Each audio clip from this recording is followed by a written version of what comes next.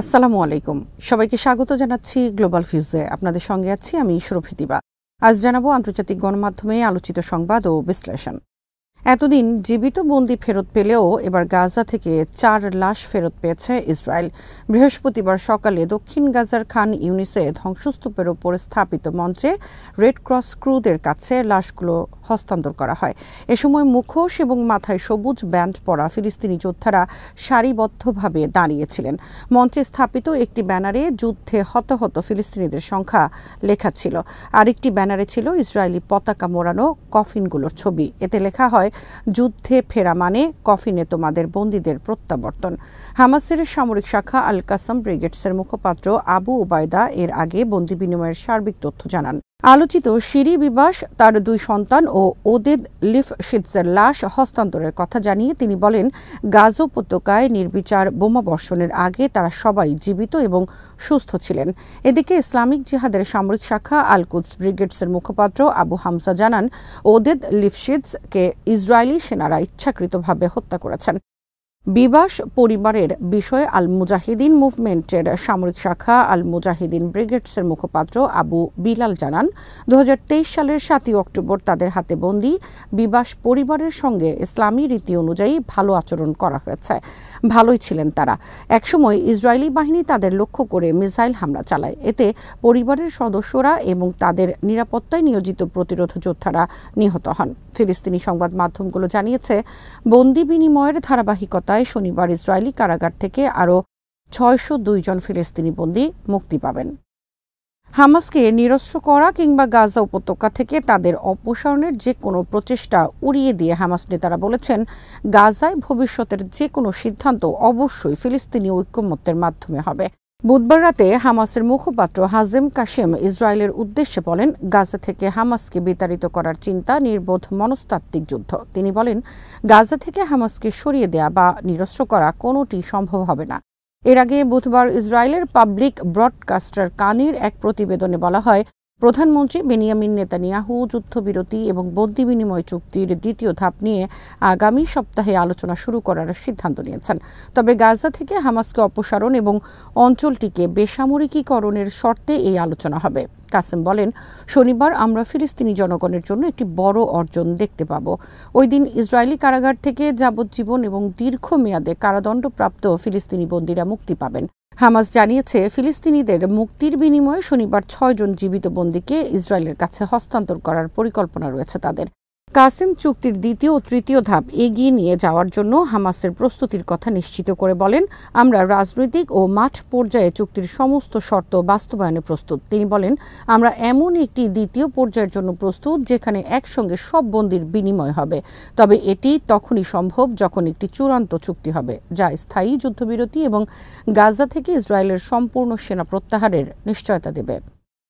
Israeli সংবাদপত্র Yedioth আহরোনোথ বুধবার জানিয়েছে, কয়েক মাসের সামরিক সেবা সম্পন্ন করার পর রিজার্ভ সেনারা মানসিক চিকিৎসা নেওয়ার জন্য ভিড় করছেন।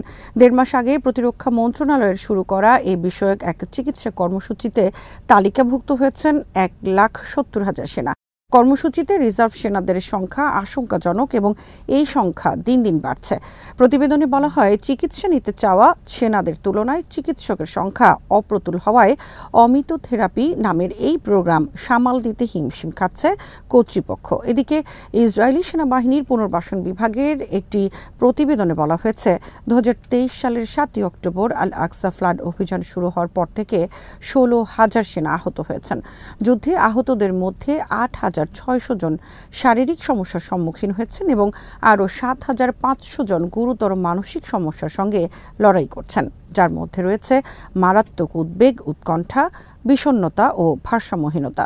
প্রতিবেদনের আরেক অংশে বলা হয়েছে, গাজা যুদ্ধে অংশগ্রহণকারী 846 জন ইসরায়েলি সেনা এবং পুলিশ নিহত হন।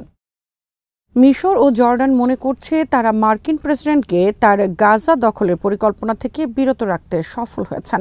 ট্রাম্প শুধু গাজা দখল নয়, সেখানকার ফিলিস্তিনি বাসিন্দাদের উচ্ছেদ করে অন্য কোথাও পাঠিয়ে দেওয়ার কথাও বলেছিলেন। মিশরের একজন ঊর্ধ্বতন কর্মকর্তা মিডল ইস্ট আইকে বলেন, তাদের প্রস্তাবিত গাজার যুদ্ধ পরবর্তী বিকল্প পরিকল্পনা সম্পর্কে ট্রাম্প প্রশাসনকে জানানো হয়েছে।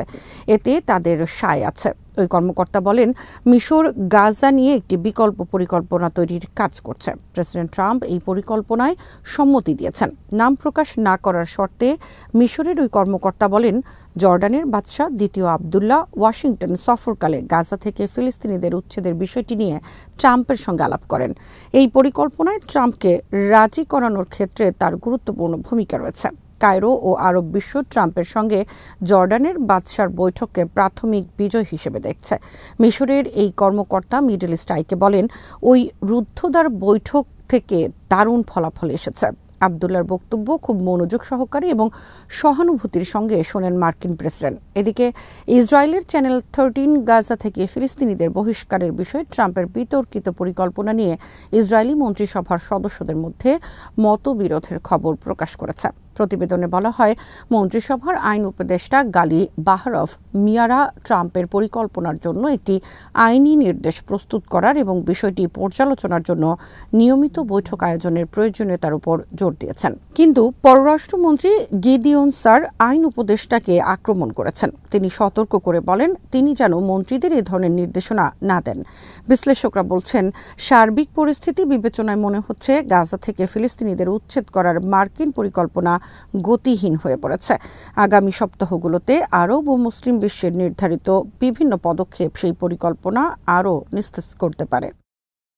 গাজা যুদ্ধবিরতির দ্বিতীয় দফা নিয়ে আলোচনা এবং ট্রাম্পের গাজা দখল পরিকল্পনা নিয়ে তীব্র উত্তেজনার মধ্যে ইরানের সর্বোচ্চ নেতা সাইয়েদ আলী খামেনি এবং কাতারের আমির তামিম বিন হামাদের মধ্যে বৈঠক হয়েছে। বুধবার তেহরান সফররত কাতারের আমিরের সঙ্গে বৈঠকে খামেনি ইরান এবং এই বৃহত্তর অঞ্চলের প্রতি মার্কিন নীতির কথা উল্লেখ করে বলেন, মার্কিন প্রেসিডেন্টের মধ্যে কোনো পার্থক্য নেই, মুসলিম বিশ্বের বিষয়ে তাদের নীতি অভিন্ন। তিনি বলেন, ইরান আশা করে কাতার মার্কিন চাপের কাছে নতি স্বীকার করবে না। শেখ তামিম বিশ্বজুড়ে নিপীড়িত ও নির্যাতিত জনগণের প্রতি ইরানের সমর্থনের জন্য কৃতজ্ঞতা প্রকাশ করে বলেন, ফিলিস্তিনিদের প্রতি ইরানের দৃঢ় সমর্থনের কথা মানুষ কখনো ভুলবে না। ইরানে কাতারের আমিরের এই সফরকে গুরুত্বের সঙ্গে দেখছেন বিশ্লেষকরা, কারণ গাজা যুদ্ধবিরতি আলোচনার অন্যতম মধ্যস্থতাকারী দেশটি বলেছে, গাজার ভবিষ্যৎ নির্ধারণের ক্ষমতা ফিলিস্তিনিদের হাতেই থাকতে হবে, বাইরের কোনো পক্ষের নয়।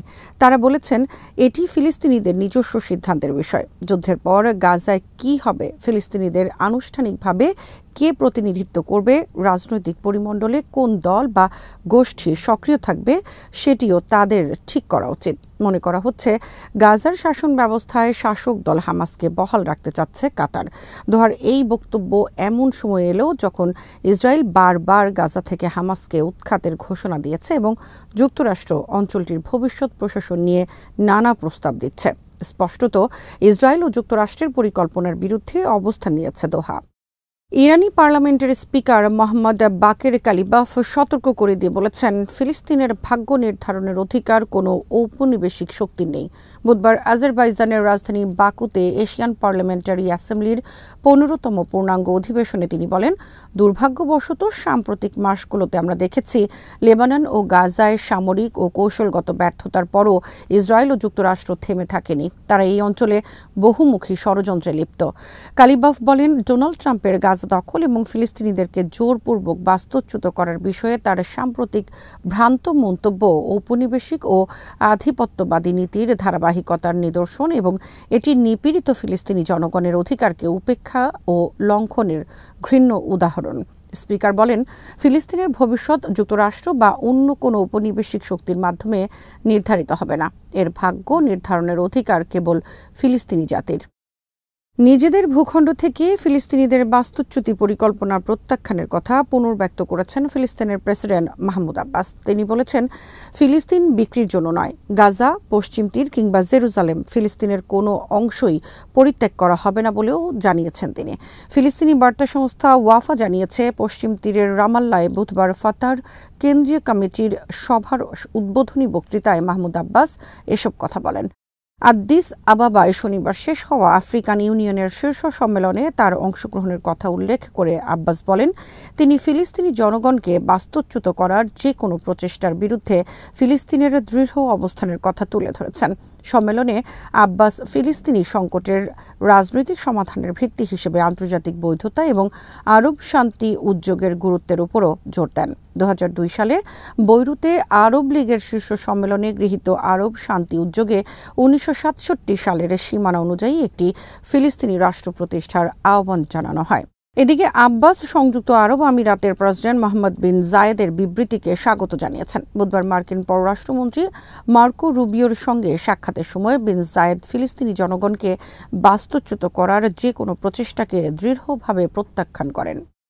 ইরানের সশস্ত্র বাহিনীর chief of staff major general Mohammad Bagheri বলেছেন, তার দেশের বিরুদ্ধে যদি ইসরায়েল এবং তার মিত্ররা কোনো ধরনের আগ্রাসন চালায় তাহলে তাদেরকে ভয়াবহ পরিণতি বরণ করতে হবে। নবী মোহাম্মদ 19 নামের একটি সামরিক মহড়ার শেষ ধাপে বুধবার তিনি বলেন, আমাদের সামরিক বাহিনী যুদ্ধ প্রস্তুতির সর্বোচ্চ পর্যায়ে রয়েছে। জেনারেল বাকেরি বলেন, শত্রুরা যদি কোনো রকম ভুল করে তাহলে ইসরায়েল এবং আগ্রাসন পরিকল্পনার সঙ্গে জড়িত সবার শান্তি ঝুঁকির মুখে পড়বে। বাকেরি জোর দিয়ে বলেন, ইরানের বিমান প্রতিরক্ষা ব্যবস্থা সর্বোচ্চ অবস্থায় রয়েছে। অতীতে এর সামান্যতম ক্ষতি হলেও তা দ্রুত মেরামত করা হয়েছে। তিনি বলেন, ইরানের সামরিক বাহিনী আক্রমণাত্মক অভিযানের জন্য সম্পূর্ণ প্রস্তুত এবং ব্যাপক মাত্রায় ক্ষেপণাস্ত্র উৎপাদন কোনো বাধা ছাড়াই এগিয়ে চলেছে। জেনারেল বাকেরি ড্রোন প্রযুক্তিতে ইরানের অগ্রগতির কথা তুলে ধরে বলেন, আমরা বিভিন্ন সামরিক ইউনিটে মাইক্রো ড্রোন এবং লোয়ারিং ড্রোন মোতায়েনের জন্য ব্যাপক পরিকল্পনা করেছি। ইউক্রেনের প্রেসিডেন্ট ভলোদিমির জেলেনস্কিকে স্বৈরশাসক আখ্যা দিয়েছেন মার্কিন প্রেসিডেন্ট ডোনাল্ড ট্রাম্প। এদিকে ট্রাম্পের বিরুদ্ধে বিভ্রান্তিমূলক প্রচারণা চালানোর অভিযোগ তুলেছেন ইউক্রেনের প্রেসিডেন্ট। এর মাধ্যমে জেলেনস্কির সঙ্গে ট্রাম্পের ব্যক্তিগত বিভেদ আরও বাড়ল। নিজের সামাজিক মাধ্যম ট্রুথ সোশ্যালে বুধবার ট্রাম্প লিখেছেন, নির্বাচন ছাড়াই ক্ষমতা আঁকড়ে রাখা স্বৈরশাসক জেলেনস্কির দ্রুত পদক্ষেপ নেওয়া উচিত, না হলে তার আর কোনো দেশই থাকবে না। জেলেনস্কিকে কৌতুক অভিনেতা হিসেবেও কটাক্ষ করেন ট্রাম্প। তিনি লেখেন, সফল কৌতুক অভিনেতা ভলোদিমির জেলেনস্কি। আপনি ভাবুন, যুক্তরাষ্ট্র $350 বিলিয়ন খরচ করে একটি যুদ্ধে যুক্ত হয়েছে যেটি কখনো জেতা যাবে না, যেটি কখনো শুরু হওয়া উচিত ছিল না। ট্রাম্প লেখেন, আমি ইউক্রেনকে ভালোবাসি, কিন্তু জেলেনস্কি ইউক্রেনের ক্ষেত্রে ভয়াবহ কাজ করেছেন। তার দেশ ধ্বংস হয়ে গেছে, লাখ লাখ মানুষ অপ্রয়োজনে মারা গেছে, আর এই মৃত্যু অব্যাহত আছে। এদিকে বুধবার কিয়েভে এক সংবাদ সম্মেলনে জেলেনস্কি বলেন, ট্রাম্প এমন একটি বিভ্রান্তিমূলক তথ্যের বলয়ে বাস করছেন যা বাস্তব থেকে অনেক দূরে। তিনি বলেন, দুর্ভাগ্যবশত প্রেসিডেন্ট ট্রাম্প এমন একটি জায়গায় বাস করছেন যেখান থেকে তিনি সত্য দেখতেই পাচ্ছেন না। আজ এখানেই শেষ করছি। সবাই ভালো থাকুন, সুস্থ থাকুন, আর দেখতে থাকুন বিডি ভিউজ। চ্যানেলটি ভালো লাগলে সাবস্ক্রাইব করুন, সংযুক্ত থাকুন আমাদের ফেসবুক পেজে। আল্লাহ হাফেজ।